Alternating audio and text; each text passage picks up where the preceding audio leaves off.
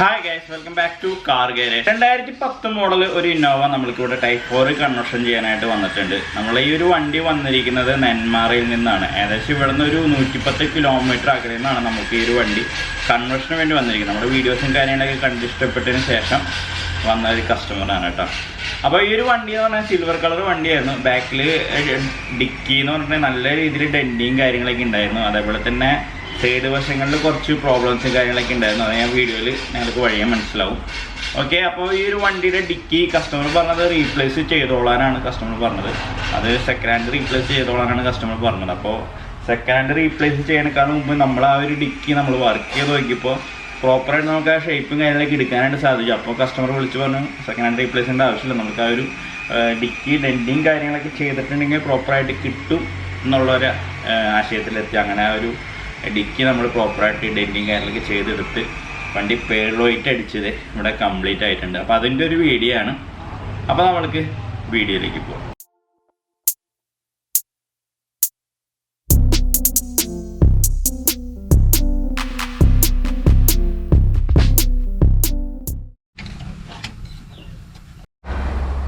बनने दीजिए नहीं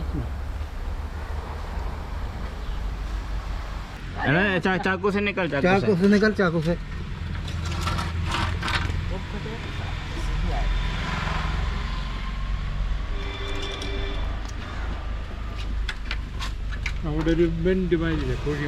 अब सटाओ इधर।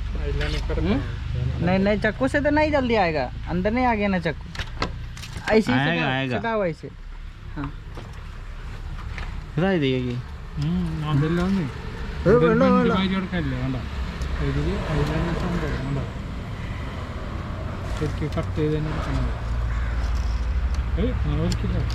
सटा के रखो। नहीं वैसे नहीं खरबाओ अंकल। आ रहा नहीं आराम से आराम से।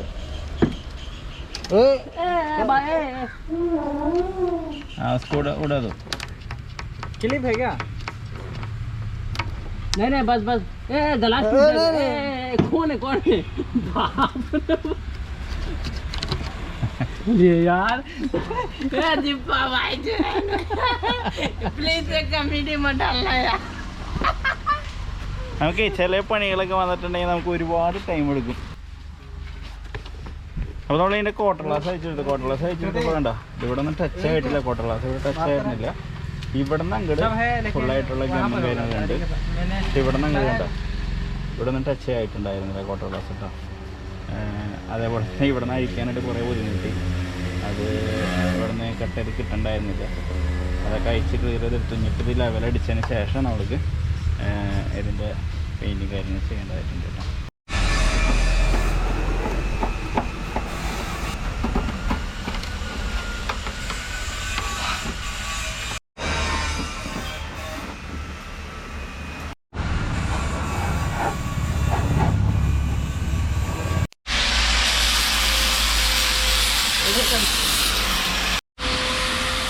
നമ്മൾ ഈ വണ്ടിയുടെ ഫ്രണ്ടിലെ ഗ്ലാസും കൂടി അയച്ചു കേട്ടോ. ഫ്രണ്ടിലെ ഗ്ലാസ് അയക്കാൻ കാരണം എന്ന് പറഞ്ഞാൽ നമ്മളെ ഈ ഒരു ഏരിയ കണ്ടോ, ഇവിടെ ഗ്ലാസ് ഇരുന്നിട്ടേ ഇല്ല. നമ്മളുടെ ബോഡിയായിട്ട് ഗ്ലാസ് ഇരുന്നിട്ടില്ല.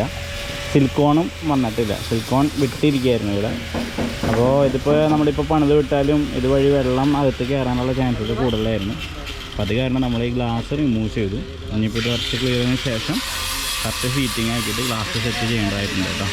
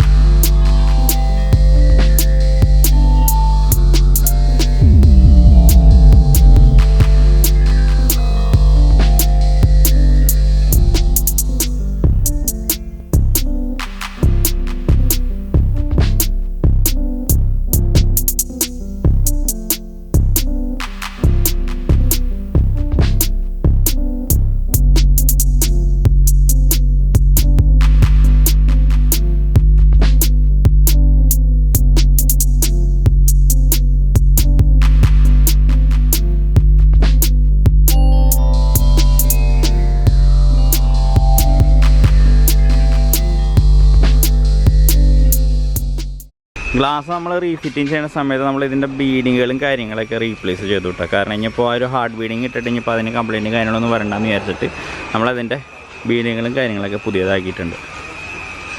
അപ്പോൾ നമ്മുടെ ഗ്ലാസിൻ്റെ ക്ലീനിങ് കാര്യങ്ങളൊക്കെ ചെയ്തുകൊണ്ടിരിക്കുകയാണ്. അതേപോലെ തന്നെ നമ്മൾ ഈ ഒരു ക്വാർട്ടർ ഗ്ലാസ്സിന്മേലായിരുന്നു കംപ്ലയിൻറ്റ്. അപ്പോൾ അതും നമ്മൾ റിമൂവ് ചെയ്ത് പ്രോപ്പറായിട്ട് സെറ്റിങ് കാര്യങ്ങളൊക്കെ ചെയ്തിട്ടുണ്ട്. ഇതുവഴി ചിലപ്പോൾ അകത്തേക്കുള്ള വെള്ളത്തിൻ്റെ വരവൊക്കെ ചിലപ്പോൾ ഉണ്ടായിട്ടുണ്ടാവാം, കസ്റ്റമർക്ക് അറിയില്ല. കാരണം ഈ ഒരു വശങ്ങളെന്ന് പറഞ്ഞിട്ടുണ്ടെങ്കിൽ പ്രോപ്പറായിട്ട് സെറ്റിങ് ആയിരുന്നില്ല, ഗ്യാപ്പ് ഉണ്ടായിരുന്നു കേട്ടോ. പിന്നെ ഈ ഒരു വശങ്ങളിൽ തുരുമ്പിൻ്റെ ഇഷ്യൂസും കാര്യങ്ങളൊക്കെ ഉണ്ടായിരുന്നു, അതൊക്കെ ക്ലിയറായിട്ട് ചെയ്തിട്ടുണ്ട്.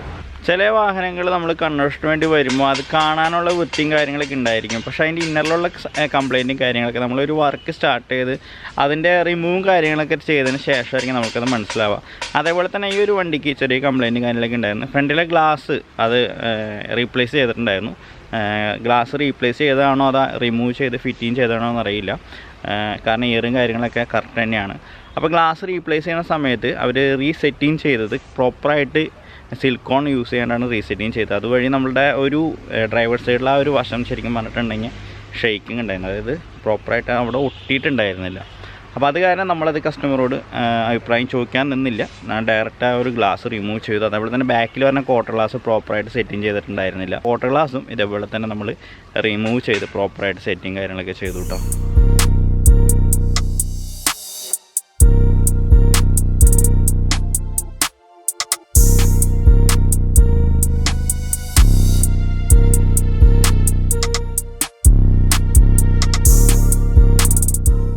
2010 മോഡൽ ഇന്നോവ കൺവേർഷൻ കാര്യങ്ങളൊക്കെ ചെയ്യുമ്പോൾ ശരിക്കും പറഞ്ഞിട്ടുണ്ടെങ്കിൽ കസ്റ്റമറിന് ഏകദേശം ഈ ഒരു വണ്ടിക്ക് ഇറങ്ങിയിരിക്കുന്നത് പേൾ വൈറ്റ് ആണ്. അതേപോലെ തന്നെ front projector, back LED tail lamp, type 4 കൺവേർഷനാണ് ചെയ്തിരിക്കുന്നത്.